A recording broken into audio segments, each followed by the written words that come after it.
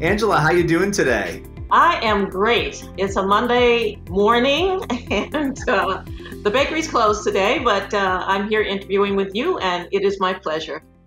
Well, I'm so glad that you're here. And for those who don't know, your story is the centerpiece of Apple Mortgage Cake, which is a movie that people love. I mean, it's a movie people on Pure Flix love. I know it's been really an interesting film because I think some might not realize that it's based on a true story and it's your story.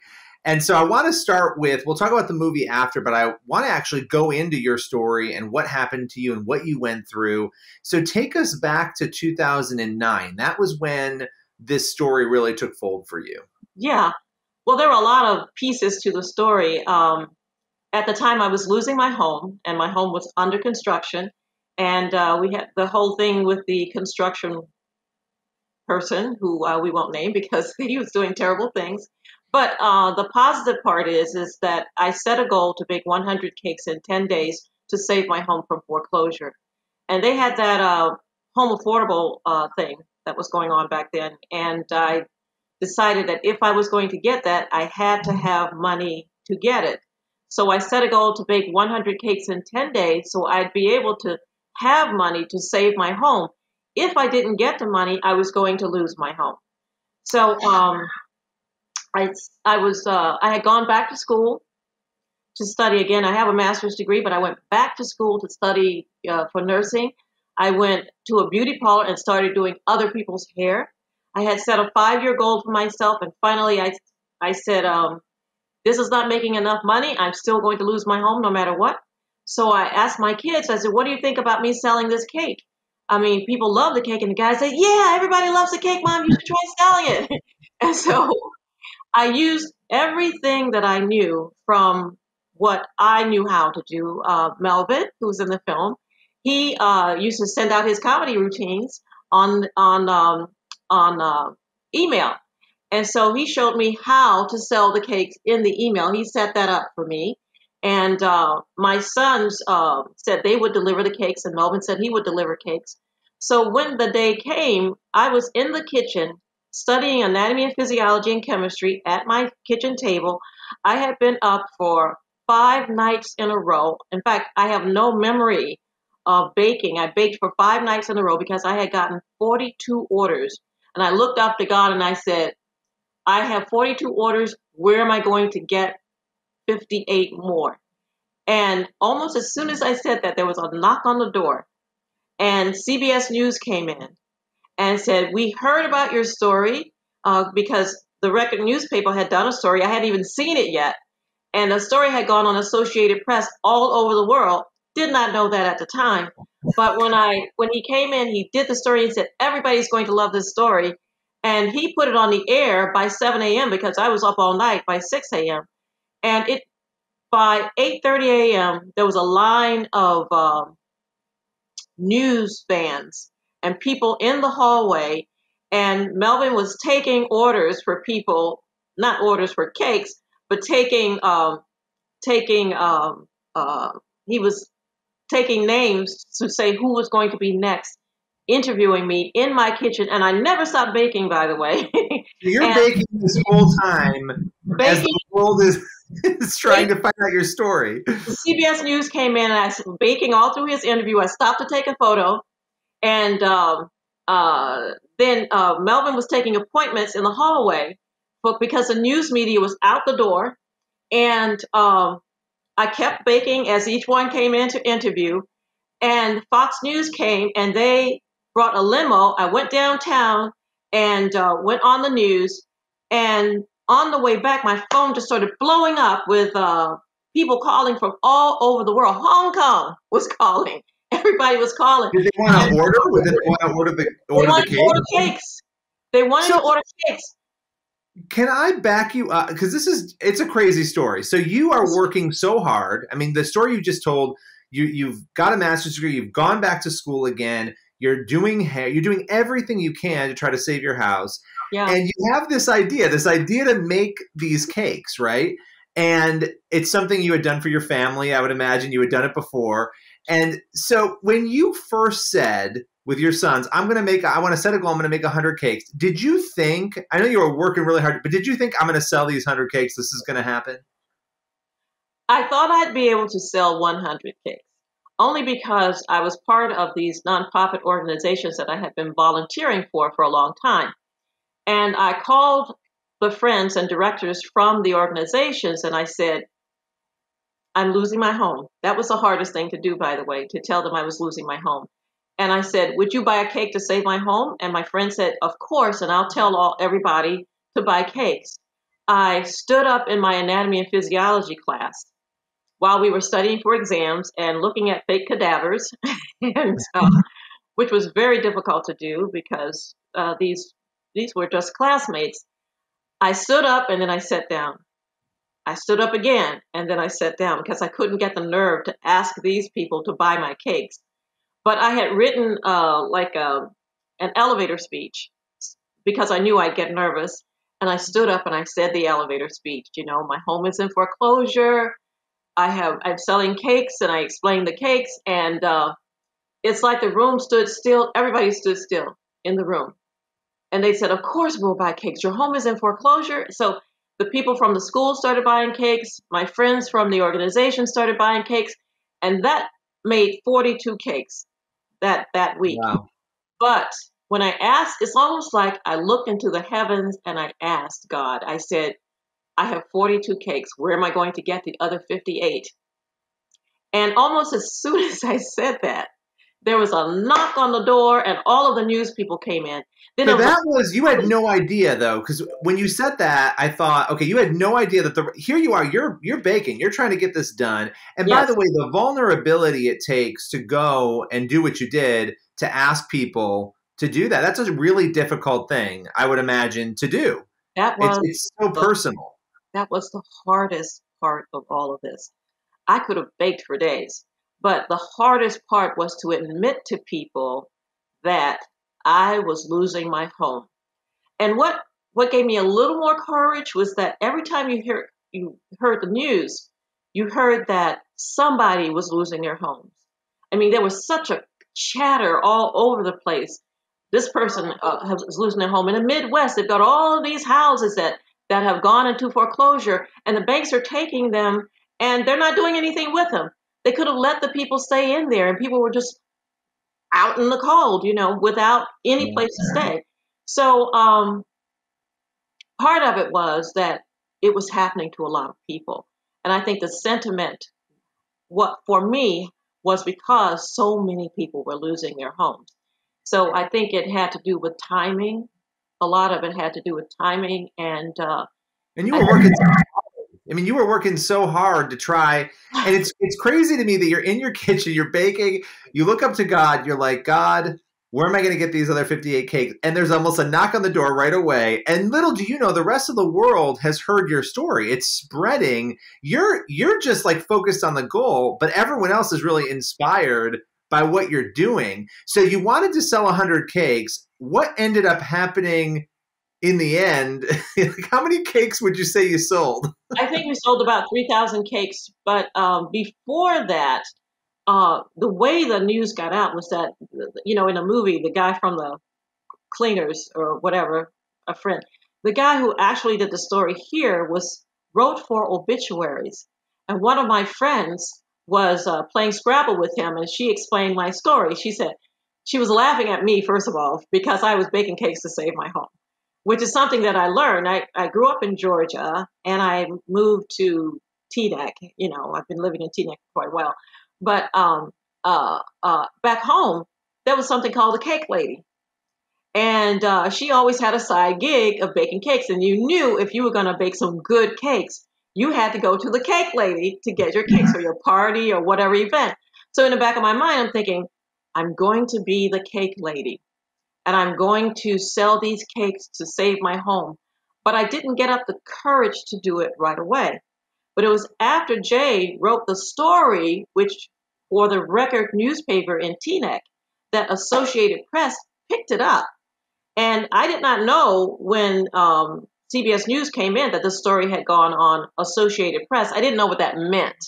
Associated Press meant that every news agency in the world Yeah. I picked up the story. It was in Hong Kong, Germany, Africa, London, and I didn't know it at the time. I'm just in my kitchen baking. and, and, So, what did you feel in your heart and in your mind? Because those are two different things sometimes. When you realized that the entire world wanted to know your story. well, to tell you the truth, it was all like a dream. And I know you hear people say, "Oh, it was surreal" and all of that, but it was really surreal. Um, it was almost, first of all, when I did not have any sleep for 6 days. And I was studying and baking at the same time. I had my books on the table, and I was baking the cakes and looking over my shoulder at anatomy and physiology because I had an exam coming up next week. And I was looking into the future, but trying to save the present.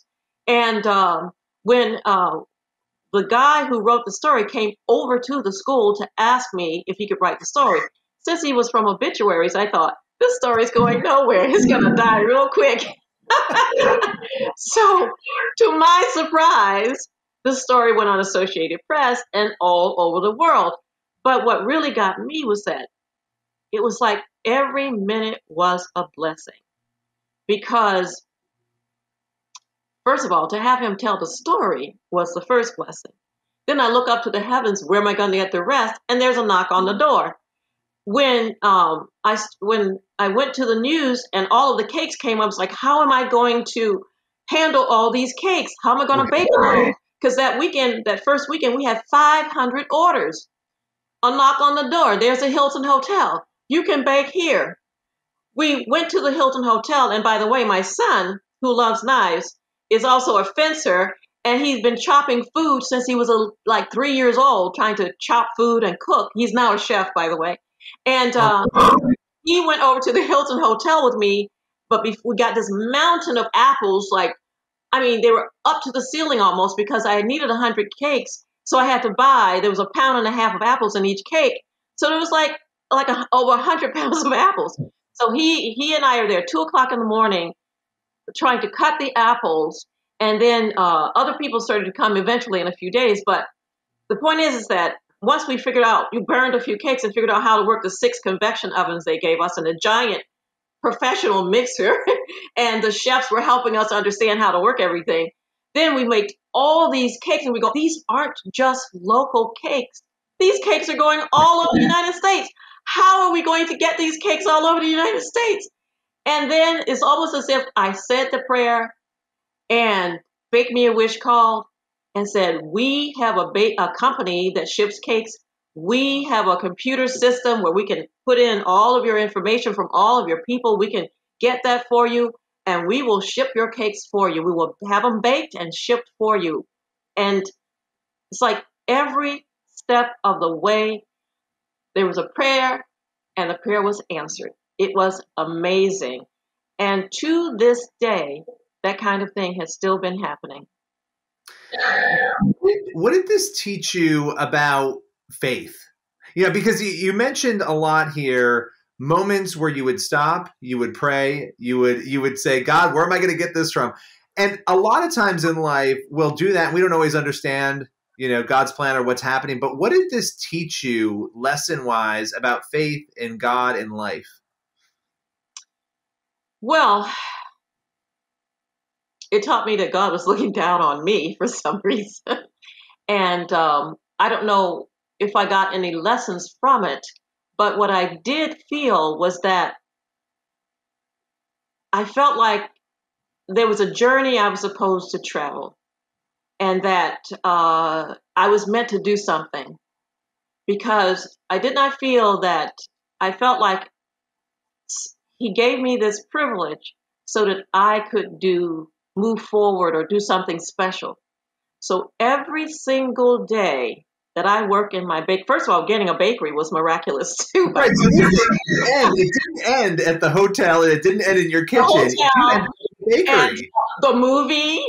I mean, all of it was incredible. And each step of the way, out of adversity, came something positive and something special.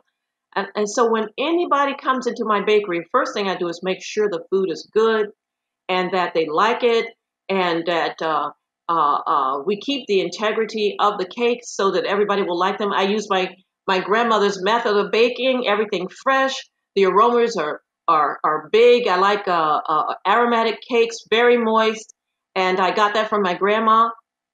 And then when people come in, they talk to me, and I listen to everything they have to say because they feel like I've been through something, so they share what they've been going through, and I listen.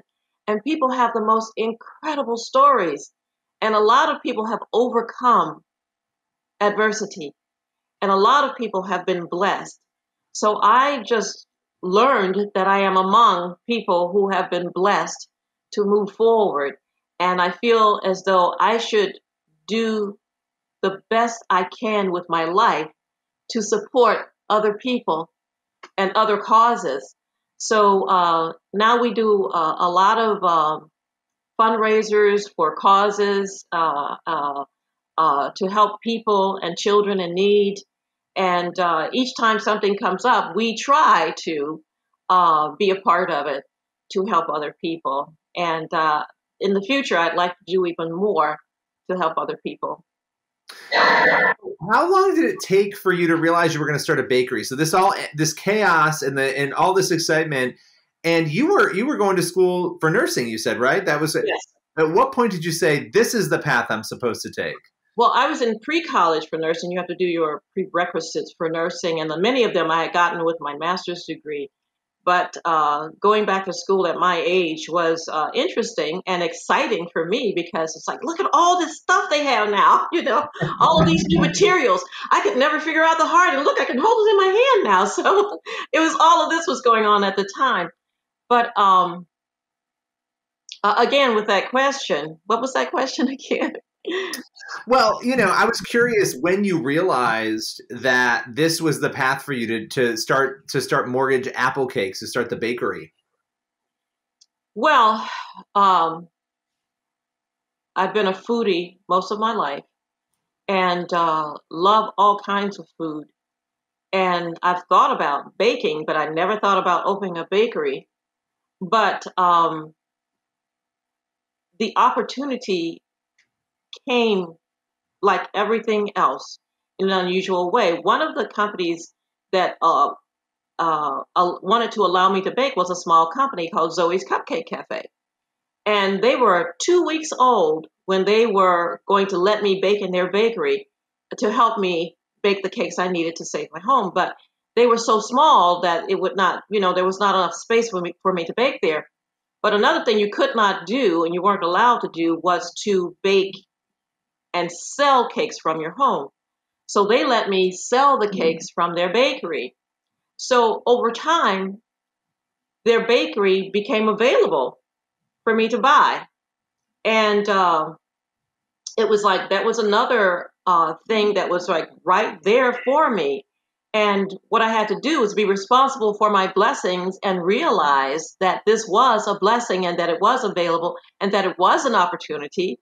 Because if I had just sat there and said, oh, they're selling their bakery, but you have to like move forward and take advantage of it. You have to do all your research and say, well, if I'm going to open a bakery, what do I need to do? So I had to be responsible for my blessings and try to do what I need to do to open it. I was very afraid, by the way, to take on this responsibility. But I tell you, everything fell into place. My sons came in, little Nicholas helped me you can't start a bakery with one cake. So Yeah. I developed the apple recipes, and he helped me to develop all the other recipes because he had gone to Johnson & Wales by then and is a tremendous cook, amazing cook. And my son William, who he's a software design engineer now, but he came in and he helped me decorate the place along with Melvin's little niece. She helped me with the decoration and the design for the place. So it was a family affair. Everybody came in, and Melvin, of course, everybody came in and helped to decorate the bakery and helped me with ideas in terms of how to do it. And every day has been a blessing. It started out slowly and then it started to grow. At what point did somebody approach you? So, I mean, that's incredible. And then you have the movie, right? There's a movie about your life, Apple Mortgage Cake. At what point did that come about? And what was that process like? Was it difficult to sort of give your life over to a movie to be made? I'd love to just hear a little bit about that. No, it wasn't. First of all, Melvin, I think he knew he was a friend of the right. Well, there was a woman who wrote the story, but we told her the story. But we knew about her because Melvin, his friend, knew the writers. What do you call it? The person who hires writers, or who the geez, I just went blank. Literary agent. Yeah, her literary agent was a friend of Melvin's friend, and when they heard the story, they said, "Oh wow, this is a great story." And like a lot of things, I thought, yeah, it is, but didn't think it was really going to happen. But he said, we'd like to shop this around. And nobody else had asked, so we said, okay.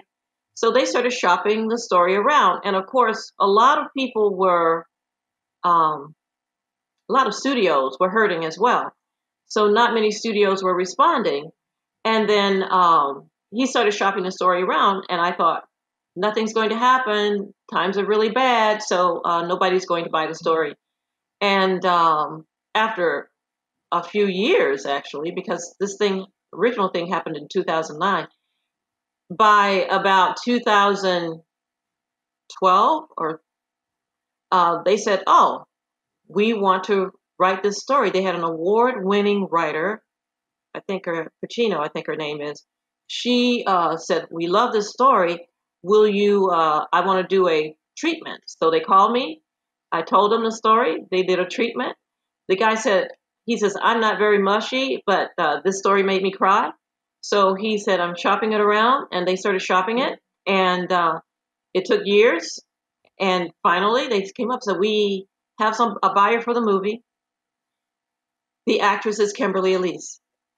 All at once. And I'm like, what? Kimberly Elise, she's one of my favorite actresses. So